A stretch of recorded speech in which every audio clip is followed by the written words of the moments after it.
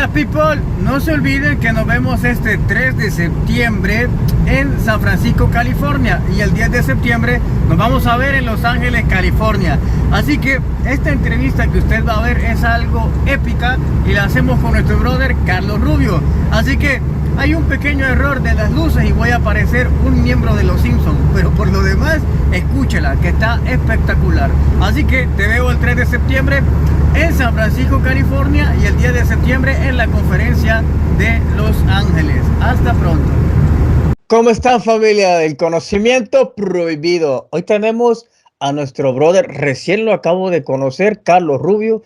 Ya hicimos una colaboración también. Y bueno, para los que no lo conozcan, pues se los presento ahora. Carlos Rubio, cuéntanos un poco, Carlos. Charlie, ¿a qué te dedicas, Charlie?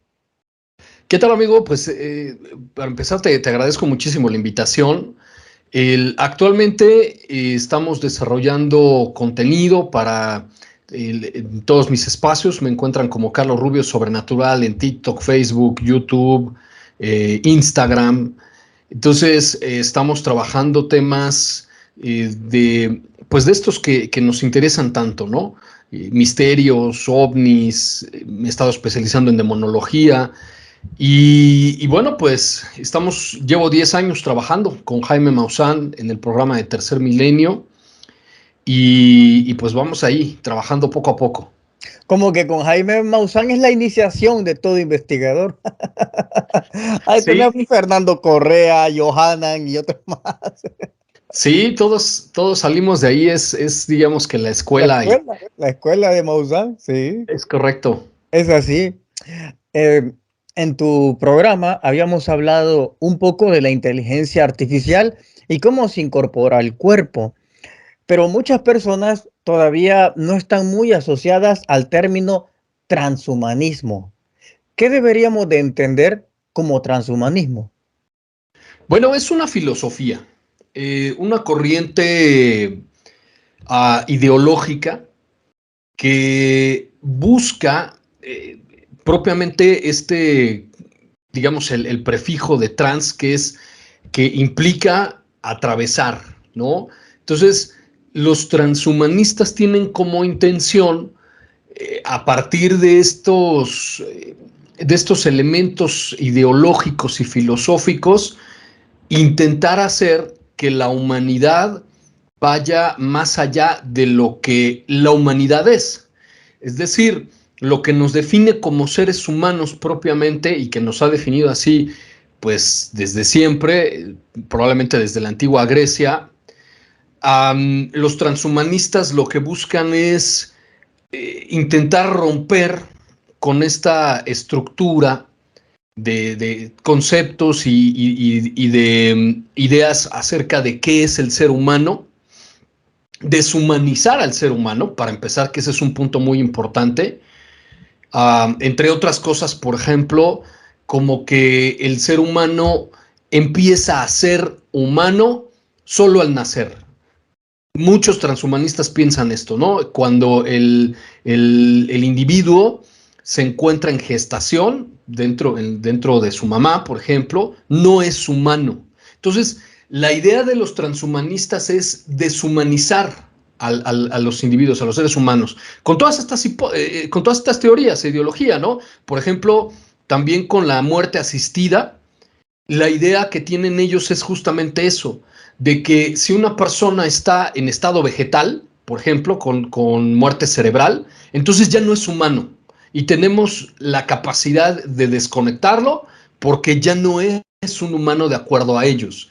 Entonces, y en cambio, te puedes dar cuenta que mucho de esta corriente filosófica busca insertar elementos de la tecnología con lo biológico, humanizar o darle rasgos de humanos a otras criaturas, como los animales. No sé si te has percatado que cada vez más hay gente que viste a sus perritos, a sus gatitos, los traen en carreolas, les hablan como si fueran niños. Entonces, intentan borrar propiamente estas barreras filosóficas que nos definen como humanos para humanizar a aquellos seres que no son humanos y a los seres humanos deshumanizarnos.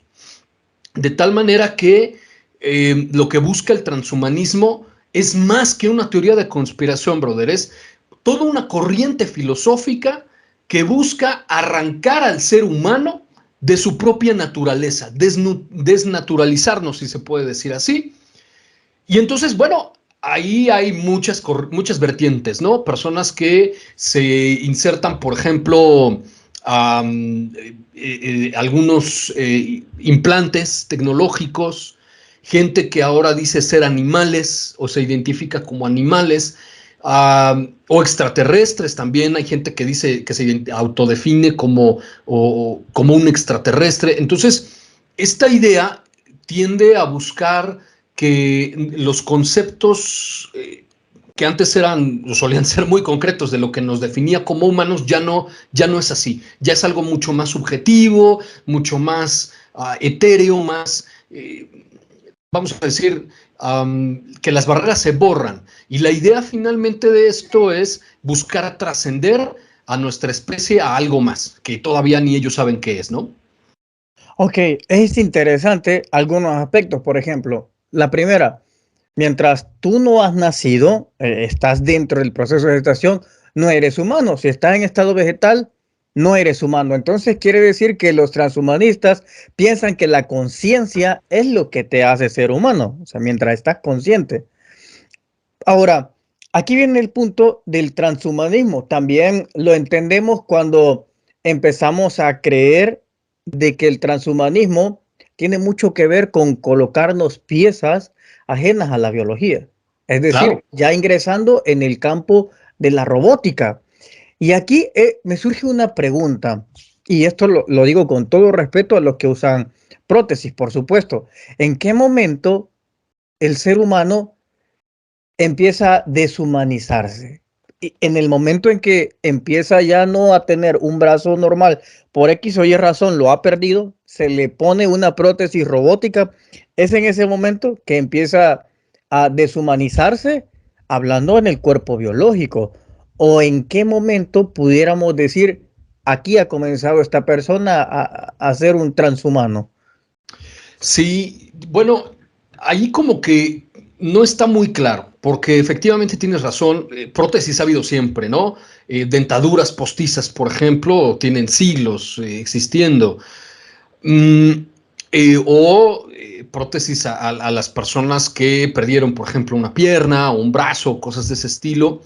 Y hoy en día han avanzado mucho en ese aspecto. Ya se están desarrollando, por ejemplo, órganos artificiales que puedan ser implantados para sustituir a aquellas personas que necesitan un trasplante, ¿no? Hígado, corazón. Se ha estado avanzando mucho en ese sentido.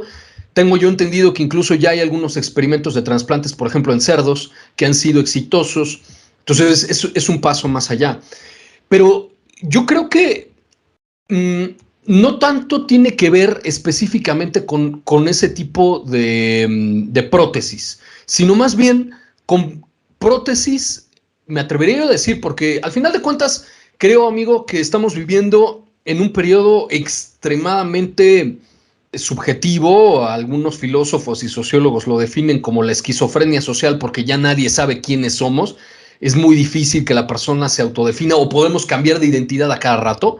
Entonces, creo que más bien tiene que ver con eso, con que la persona se reconozca a sí misma como un transhumano, no solamente por tener una prótesis, pero se ha puesto de moda en las redes sociales incluso gente que se inserta prótesis o implantes que no son necesarios, como recuerdo haber visto a alguien que dice que se puso unas aletas aquí. En Barcelona, en España.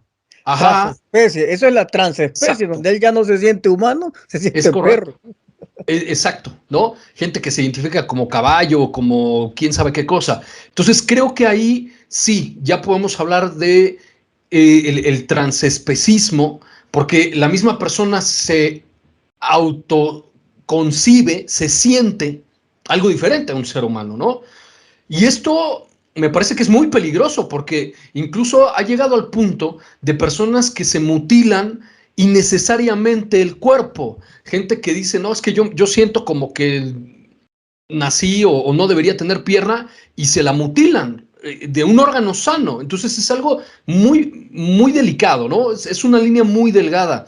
Y aquellos que, por ejemplo, ya que eso es algo que ya está ocurriendo, gente que se somete a cirugías, por ejemplo, para implantarse chips en el cerebro, con todas estas nuevas empresas como la del señor Musk, que se dedica justamente a eso, a crear implantes cerebrales con ciertas funciones que van a poder, por ejemplo, mover el cursor de su computadora con el pensamiento, que tiene aplicaciones bien interesantes, por ejemplo, para personas que tienen ciertas discapacidades y no se pueden mover.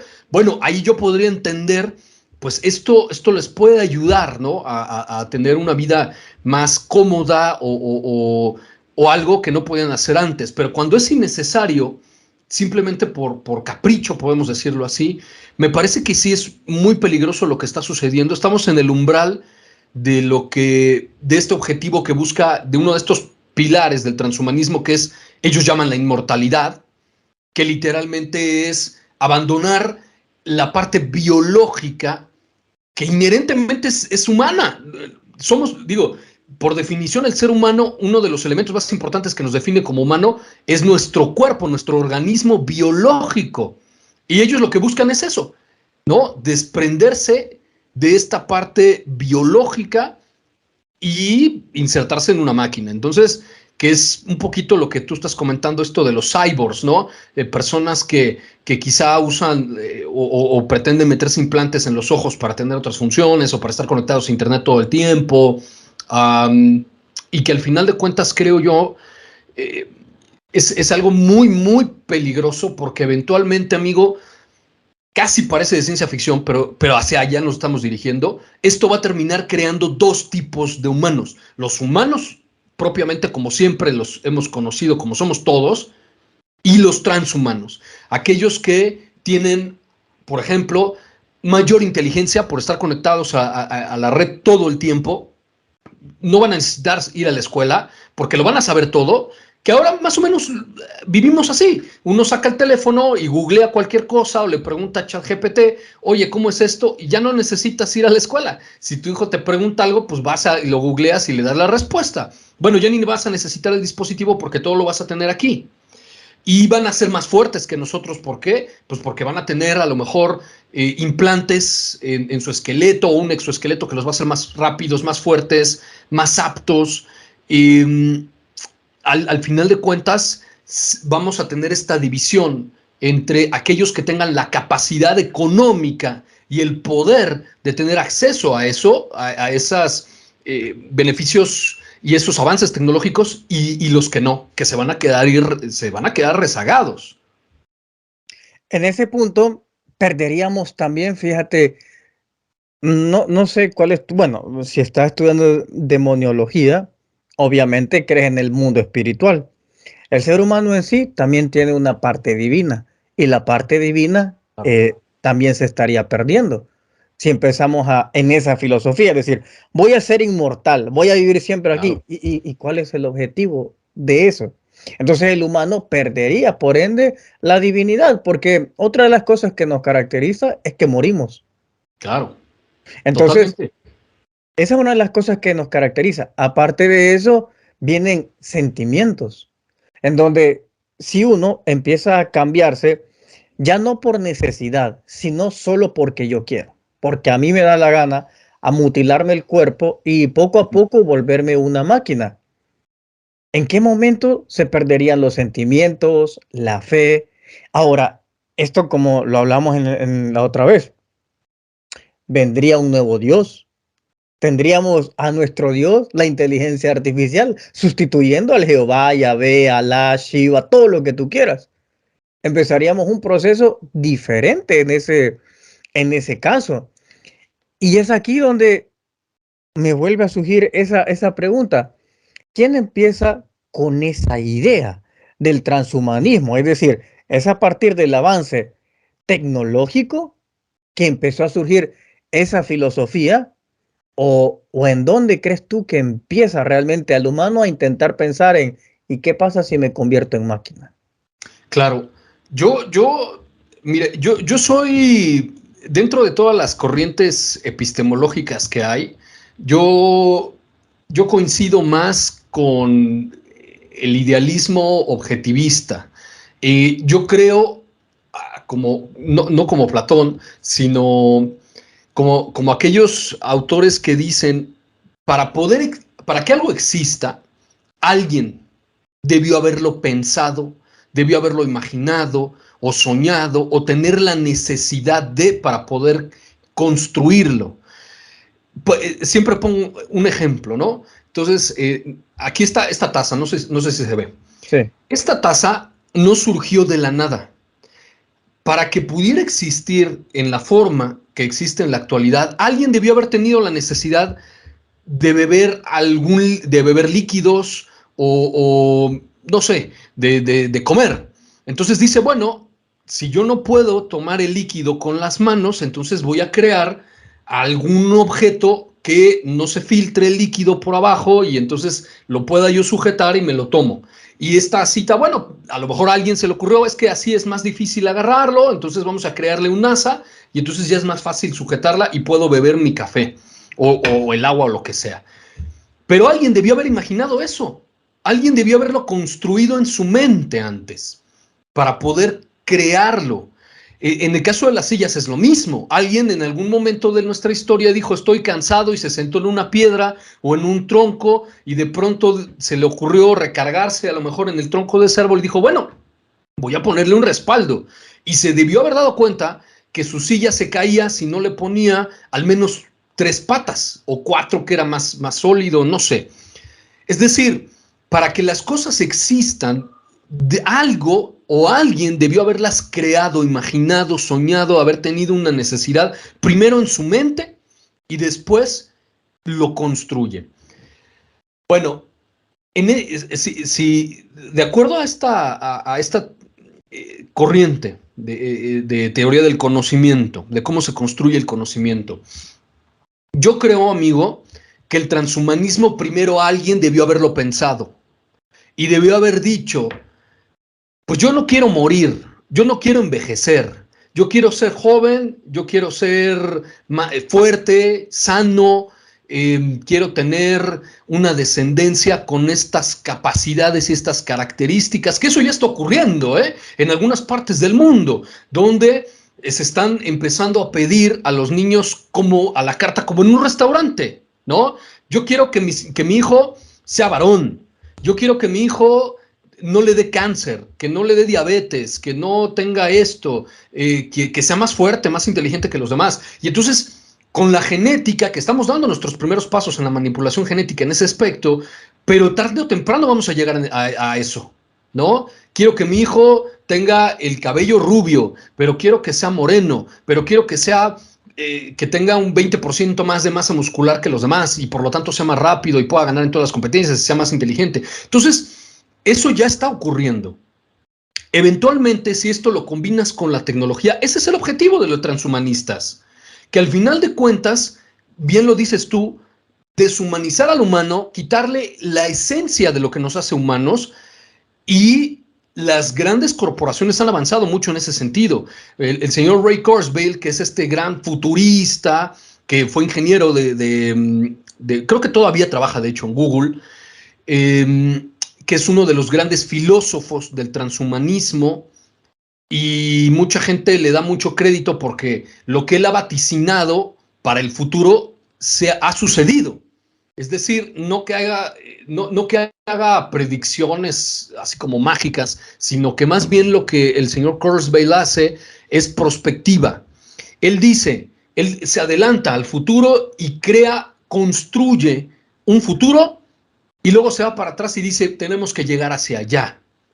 Y es lo que ha sucedido, ¿no? Con todas estas grandes corporaciones, el caso de Google, el caso de Facebook, que lo saben todo de nosotros, que nos escuchan todo el tiempo, que conocen nuestros gustos, nuestros deseos, que saben por tecnología GPS con el teléfono y con todos estos dispositivos dónde estamos todo el tiempo y por qué rutas vamos al trabajo y cuántas horas pasamos aquí y con quién platicamos. Todo eso lo saben. Entonces, eso es básicamente el primer paso de este proyecto, pero no se va a quedar ahí. Imagínate tú, amigo, cuando todos tengamos un implante en el cerebro y nos lo vendan con la idea de que, pues ya nada más compensarlo, pues tú vas a tener acceso a el internet, a googlear y a ver películas y a las plataformas de streaming, y van a tener ahí todos tus datos bancarios, entonces vas a poder pagar solamente compensarlo, en fin. Pero imagínate lo que esto implica. Si ellos tienen acceso a todos nuestros datos en línea y offline también, porque así es. O sea, mucha gente no creía esto hace 10 años, hace 15 años, pero de repente si yo agarro mi teléfono y le digo, y te digo aquí, oye amigo, como que ya me dio hambre y se me antoja como una pizza, no van a pasar ni 10 minutos y ya voy a empezar a recibir publicidad de pizzas. ¿Por qué? Porque no necesita estar el teléfono prendido, activo.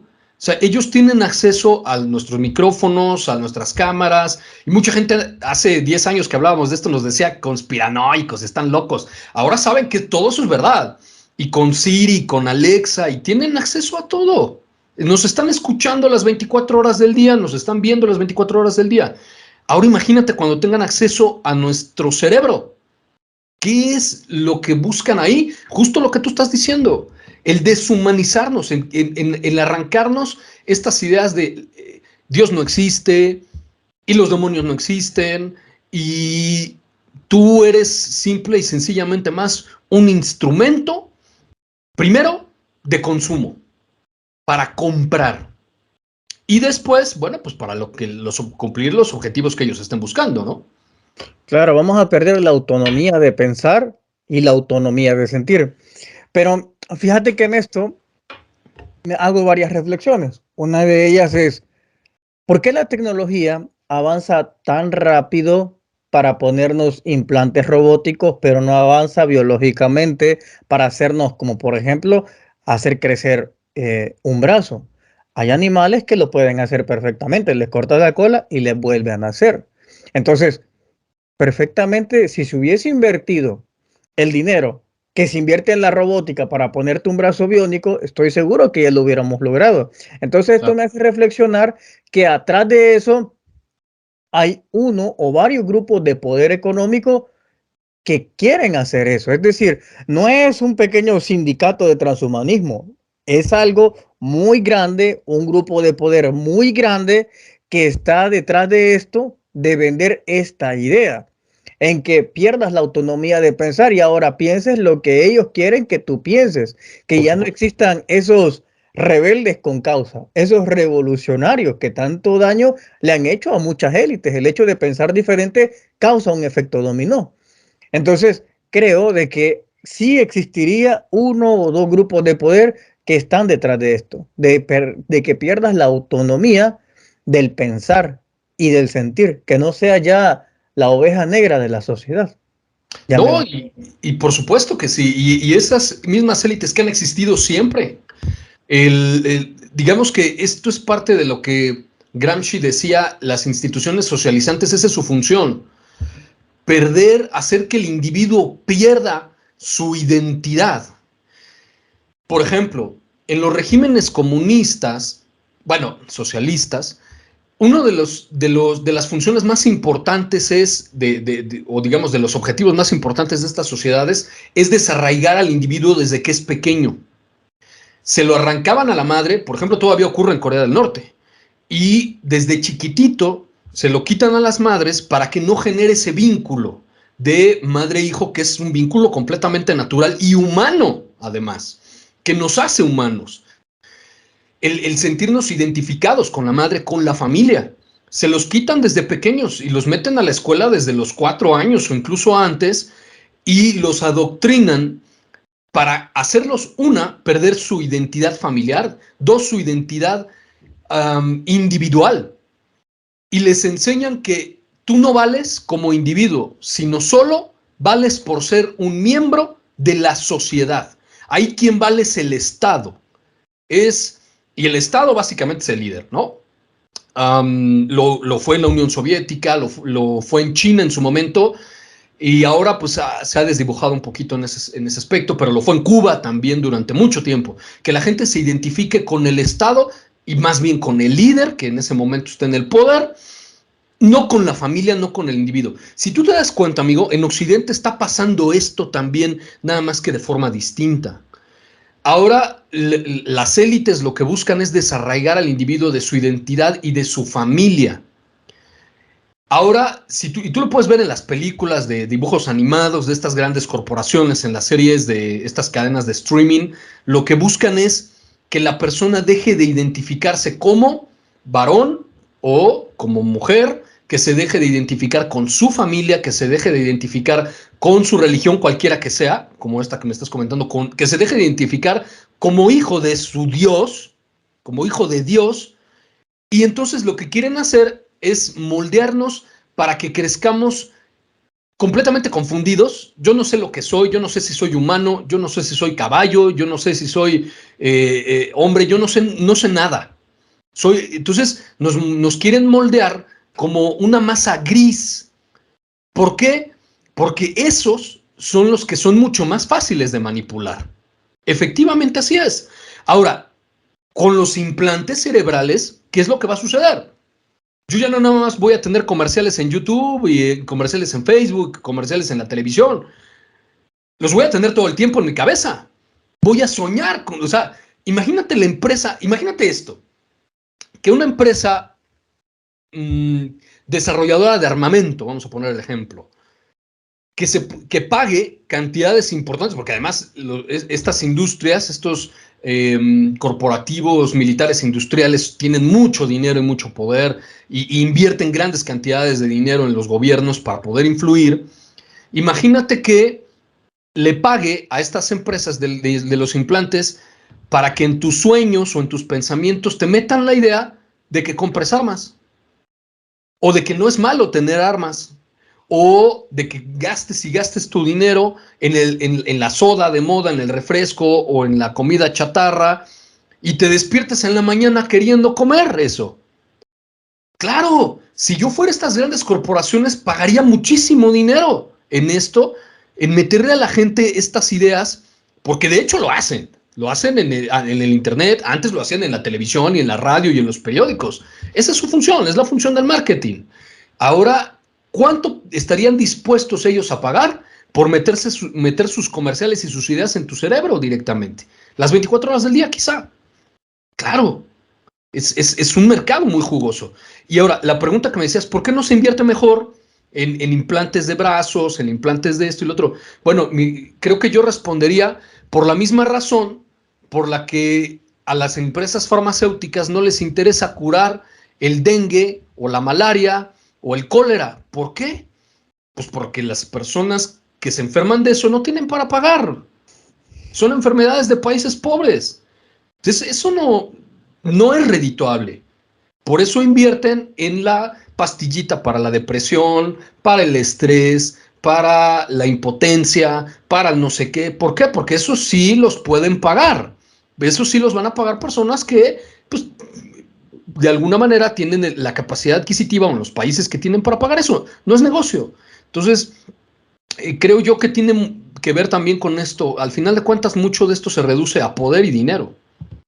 Oye, cuando hablamos de implantes, posibles transhumanismos, del que el cuerpo biológico pasaría a ser como un robot, es decir, tampoco tendríamos las necesidades biológicas, comer, defecar, dormir, etcétera, etcétera.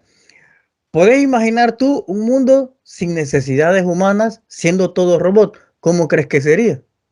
¿Cuáles serían las necesidades entonces? Sí, es que esto es bien interesante porque estas élites que tú estás haciendo referencia, por un lado, llevan décadas buscando la sistemática reducción de la población global. Si tú ves, por ejemplo, lo que desde finales del siglo XIX empiezan a surgir corrientes filosóficas que intentan meter forzadamente la teoría de la evolución de Darwin con las ciencias sociales, que es básicamente el darwinismo social. Muchos teóricos eugenésicos, que después eso se aplicó, por ejemplo, en la Alemania nazi, en otros regímenes totalitarios, como la propia Unión Soviética, obviamente en la Italia fascista, en el Japón imperialista, en fin, estas ideas, estas corrientes de pensamiento que decían nosotros somos mejores que los demás, nosotros somos superiores que los demás. Y eso ocurrió, tú lo debes saber perfectamente porque tú andas por allá, por esos lugares, amigo, en algunos países nórdicos, no recuerdo ahorita exactamente cuál, no voy a mencionar para no decir mentiras, pero uno de ellos, uno de los países nórdicos, tuvo todavía estas leyes eugenésicas hasta muy tarde, hasta por ahí de los años 70 u 80, en donde esterilizaban forzadamente a las personas que, por ejemplo, tenían ciertos desórdenes mentales, ¿no?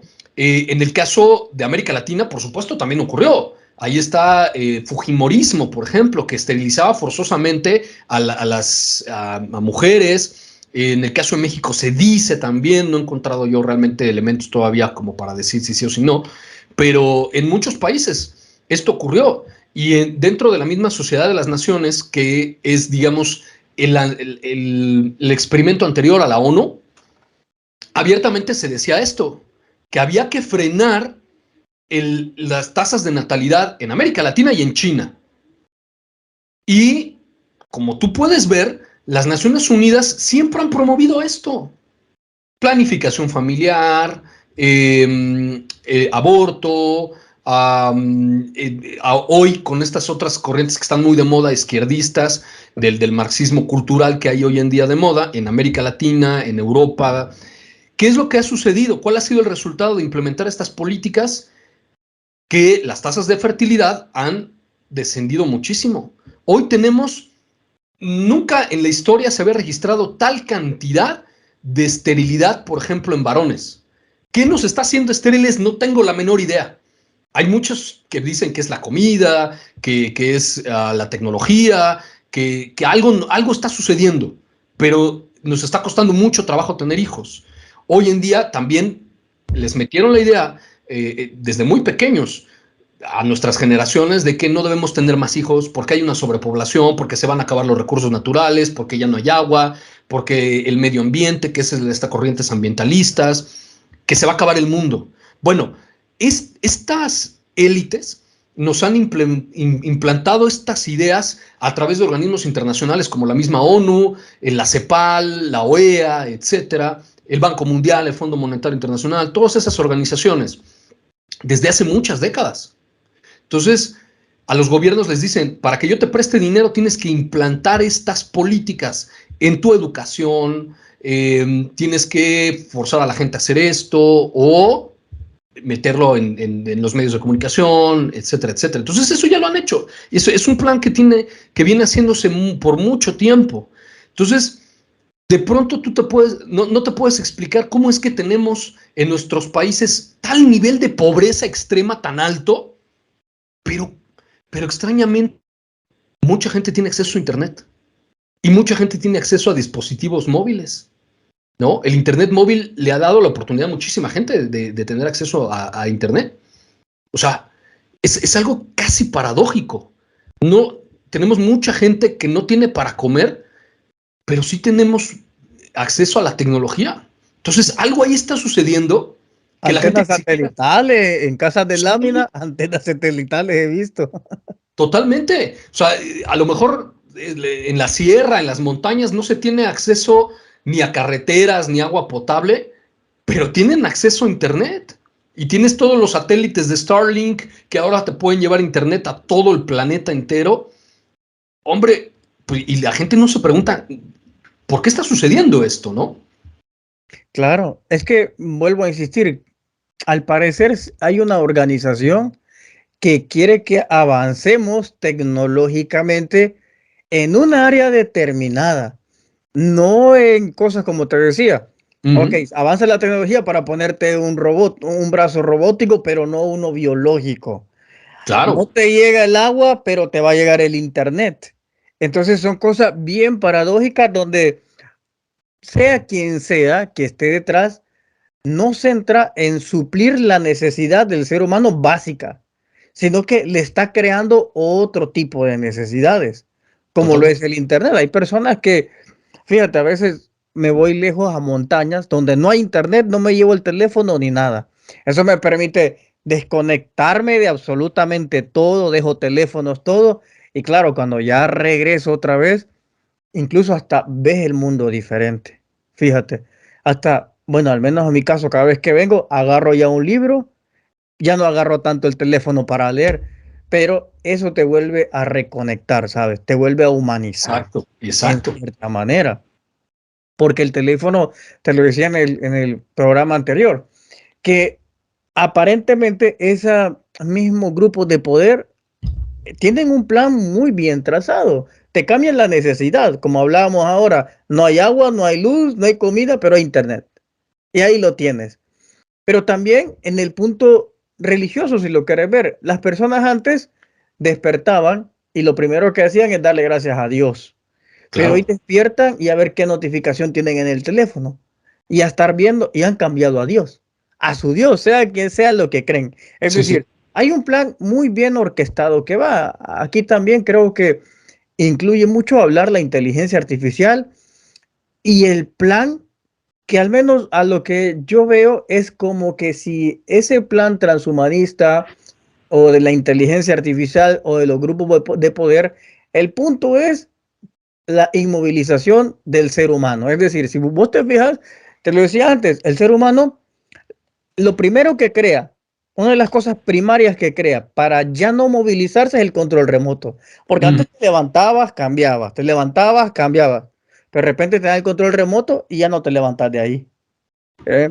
Luego, incluso lo puedes ver en las bicicletas. Antes pedaleabas y hoy son electrónicas. Solamente vas como si fueses en una moto. claro. La realidad virtual, ya no necesitas ir a un lugar, solo te pones esas cuestiones y ya viajas a otro mundo. Entonces, literalmente es la inmovilización en la que este grupo de poder, o ya sea una inteligencia artificial, sea lo que sea, busca totalmente inmovilizarnos. Es más, hasta para manejar. Vos te podés ver, ya ni siquiera manejas, porque los Sí. Tesla creo que son, simplemente programás y vos podés ir dormido. Y él te lleva hacia donde vos estás. Entonces, cada vez te das cuenta que esa inteligencia artificial busca inmovilizarte. Y te vende la idea de que si te moves, eso es incómodo, es fatiga, es esto y es lo otro, con tal de que solamente estés en un solo lugar. Totalmente, totalmente. Y si tú te das cuenta, no es nada nuevo. Obviamente, la tecnología tiene muchos beneficios, ¿no? Sí. Eh, por ejemplo, el que nos estemos conectando tú y yo ahorita desde otro lado del planeta sin tener que ir hasta donde estamos para platicar, eso es extraordinario. Pero también tiene estos efectos negativos, como bien señalas. El problema que yo veo aquí de estas generaciones de la cual obviamente formamos parte, es que es lo que tú estás comentando. Dejamos de hacer lo que propiamente nos hace humanos para terminar estar pegados a una pantalla. Eh, el caso que decías del control remoto y eso es muy importante porque, por ejemplo, lo que sucede, que yo creo, lo que sucede es que ahora tenemos mucho más tiempo libre producto del desarrollo tecnológico. Antes, por ejemplo, en el caso de mi abuelita, todavía le tocó a ella ir a lavar al río. Entonces, era perder todo el día, ¿no? Llevaba sus cargas de ropa en el burrito, llegaba al río y pum, ahí se ponía a lavar y luego a atender todo. Era todo un día de trabajo. Hoy en día, simplemente metes tu ropa en la lavadora, aprietas unos botones y se acabó. Regresas y listo, ¿no? Y ahora las secadoras también, entonces lo único que tienes que hacer es doblar y al rato ya ni vas a necesitar hacer eso porque seguro alguna otra tecnología va a surgir. Entonces, con todo este tiempo libre que tenemos, ¿qué es lo que termina sucediendo? Lo que tú dices, nos sentamos o nos acostamos a perder el tiempo. No pensamos, no leemos. Ellos son los que nos dicen qué es lo que tenemos que ver, qué es lo que tenemos que pensar, qué es lo que nos debe de gustar y qué no debemos, qué es lo que no nos debe de gustar. Entonces, al final de cuentas, podemos estar sentados viendo una de estas plataformas en streaming 8 horas seguidos. Hay gente que, yo conozco gente que se avienta toda una temporada de una serie en una sola sentada. ¿Cuál es el efecto de esto? Y lo vemos desde hace décadas, que es lo que estás tú señalando. La inmovilidad nos enferma. Entonces, si estamos sentados, tenemos obesidad, tenemos problemas cardíacos, hoy en día tenemos más cáncer que nunca antes en la historia de nuestra especie, nos estamos enfermando. Y ahí está el punto. Si la parte biológica se enferma, se envejece, se muere, entonces nos sirve y debemos desecharlo. Si la parte espiritual me estorba, no ayuda a mis objetivos, entonces lo tenemos que hacer bolita y tirarlo al cesto de la basura, deshacernos de él, y entonces solo nos quedamos con lo que les interesa a ellos, ¿no? Que es esta parte intelectual, esta parte pues medio racional de los seres humanos, que esa sí la podemos moldear, que esa sí la podemos adaptar, que esa sí los podemos convencer, manipular y al final de cuentas controlar, porque es lo que tú decías, bueno, ahorita los medios de comunicación, las redes, de alguna manera influyen, a lo mejor no determinan nuestros deseos, nuestros intereses, pero influyen pero el día de mañana que tú tengas a las personas no caminando en la calle o corriendo, sino las tengas en un software, que de aquí voy a, como a esas personas que les gusta hablar de la Matrix, si los tienes encerrados y en un software, pues lo único que tienes que hacer es programar ese software y listo. Ya no tienen mayor voluntad, más que van a reproducir y hacer lo que tú quieres que hagan. Exacto. Bueno, Carlos Rubio, la verdad que me gustó mucho este programa. Espero que en otra ocasión hablemos de los entes demoníacos. Fíjate. Claro, amigo, cuando quieras. De hecho, fíjate que tengo un amigo precisamente que también hace eso. ¿Sabías que dan cursos en el Vaticano de eso? Sí, claro. Sí, allá los dan. Así Sí, que, de hecho ya en otras partes desafortunadamente todavía no lo abren para todo el público. Yo creo que lo deberían abrir, pero hace poco, creo que un mes o 2 meses, hicieron un curso de demonología aquí en México, por la Arquidiócesis Primada de México, pero solamente invitaron a exorcistas, a sacerdotes. Entonces, tienen que abrirlo, porque esto es una realidad que justamente vuelvo a repetir, hay grupos de interés que no quieren que tú sepas esto. Entonces, desafortunadamente va avanzando muy poco a poco, pero creo que en ese sentido el Papa Francisco ha avanzado mucho, es de hecho, creo yo, que yo recuerde el Papa que más ha hablado del demonio y de su influencia y de cómo trabaja y cómo hay que combatirlo. Pero, en fin, sigue habiendo muchos grupos de interés ahí metidos. sí, bueno, entonces va a ser interesante que hablemos en una próxima de esto, ¿viste? Y bueno, amigos, pueden buscar y encontrar a Carlos Rubio en tus redes sociales. ¿Cómo son? Claro, amigo, muchas gracias. Me encuentran como Carlos Rubio Sobrenatural en Facebook, en TikTok, en Instagram, en YouTube y @Prof. Carlos Rubio en Twitter. Perfecto. Bueno, brothers, así que ya saben, seguirlo y si quieren que toquemos otro tema con él, ahí me dejan abajo escrito. Cuídense mucho.